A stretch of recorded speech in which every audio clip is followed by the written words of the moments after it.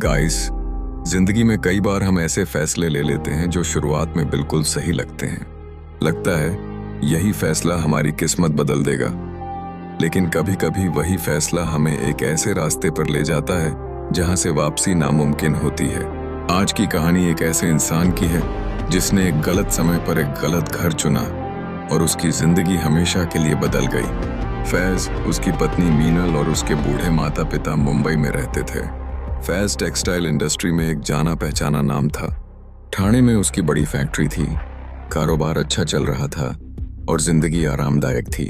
लेकिन एक रात अचानक उसकी फैक्ट्री में भयानक आग लग गई। सब कुछ जलकर राख हो गया, कारोबार, सपने और विश्वास। फैज ने दोबारा खड़े होने की कोशिश की।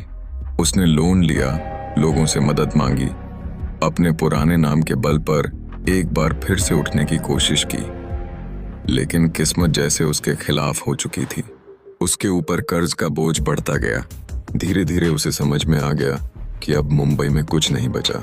आखिरकार उसने मुंबई छोड़ने और अपने पैतृक गांव पटना लौटने का फैसला किया। पटना लौटते वक्त फैज के मन में सिर्फ एक सवाल था, क्या मैं जिस शहर में सालों से रहा वो सब छोड़कर अपने पुराने गांव में खुद को फिर से स्थापित कर पाऊंगा? पटना पहुंचने के बाद फैज ने एक प्रॉपर्टी डीलर से संपर्क किया और एक सस्ते घर की तलाश की। डीलर ने उसे एक बड़ा लेकिन सुनसान इलाका दिखाया जहां एक पुराना बंगला था। डीलर ने कहा, यह बंगला बहुत समय से खाली पड़ा है। लोग कहते हैं यहाँ कुछ अजीब होता है, पर आपको तो ऐसी बातों से फर्क नहीं पड़ता ना। पैसे कम थे और घर बड़ा था। फैज ने बिना ज्यादा सोचे हाँ कर दी। घर दिखने में अच्छा था, लेकिन पहले ही दिन से मीनल को कुछ अजीब महसूस होने लगा। रात को वो अचानक उठ बैठती, कमरे में अजीब परछाइयां नजर आती और उसे ऐसा लगता जैसे कोई उन्हें देख रहा हो।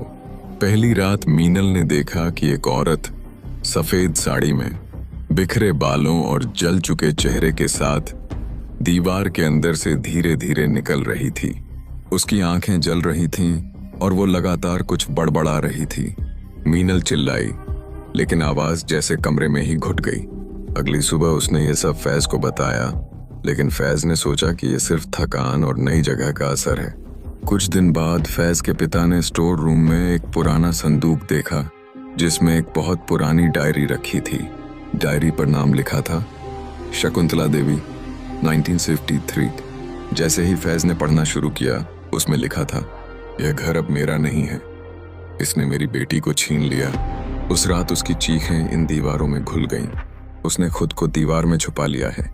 अब वो हर रात चलती है, ढूंढती है एक नया शरीर, एक नया घर, और जो भी इस हवेली में आता है वो कभी जिंदा नहीं लौटता। डायरी पढ़ते ही मीनल जोर से चिल्लाई।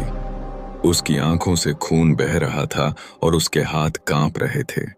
वो बार बार चिल्ला रही थी, वो मुझ में आ गई है, वो मुझ में आ गई है। उसी रात फैज की मां की रहस्यमयी मौत हो गई। सुबह उनका शव बाथरूम में मिला, गर्दन पूरी तरह उलटी और चेहरा नीला पड़ा था। डॉक्टरों ने कहा हार्ट अटैक, लेकिन फैज जानता था कि ये कुछ और है। फिर अगली रात फैज के पिता भी नींद में ही मर गए। उनका चेहरा खुला हुआ था और उनके दोनों हाथ जैसे किसी को पकड़ने की कोशिश कर रहे थे। अब घर में सिर्फ फैज और मीनल बचे थे। मीनल अब हर रात अजीब भाषा में बड़बड़ाने लगी थी, न संस्कृत न उर्दू, कुछ ऐसा जिसे समझना मुश्किल था। एक रात फैज ने उसकी आवाज रिकॉर्ड की और रिकॉर्डिंग में साफ आवाज आई, मैं मीनल नहीं, मैं शकुंतला हूं और अब मैं कभी नहीं जाऊंगी। अगली सुबह मीनल गायब थी। पूरा घर खामोश था, हर दरवाजा खुला हुआ। दीवार पर खून से लिखा था, अब मैं अकेली नहीं हूं। कुछ दिनों बाद फैज का एक वीडियो वायरल हुआ।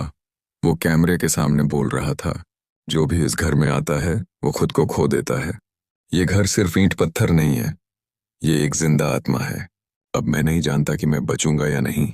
अगर मेरी ये वीडियो आपको मिलती है तो समझ जाइए, मैं भी उसका हिस्सा बन चुका हूँ। उस वीडियो के बाद से फैज कभी नहीं दिखा। आज भी पटना के उस इलाके में वो घर खड़ा है, वीरान, टूटा हुआ, लेकिन उसकी खिड़कियों से रात को रोशनी दिखती है।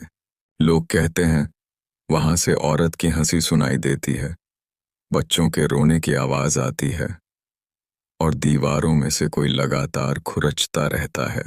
कहते हैं अगर आप उस घर के पास ज्यादा देर खड़े रहो तो दीवारें पे आपको बुलाने लगती हैं। क्या आप उस घर में एक रात बिता सकते हैं? अगर आपको ये कहानी पसंद आई हो तो अपने चैनल को जरूर सब्सक्राइब करें। अगली बार हम मिलेंगे एक और खौफनाक कहानी के साथ, लेकिन तब तक अपनी खिड़की बंद रखना मत भूलिएगा। क्या पता कोई झांक रहा हो।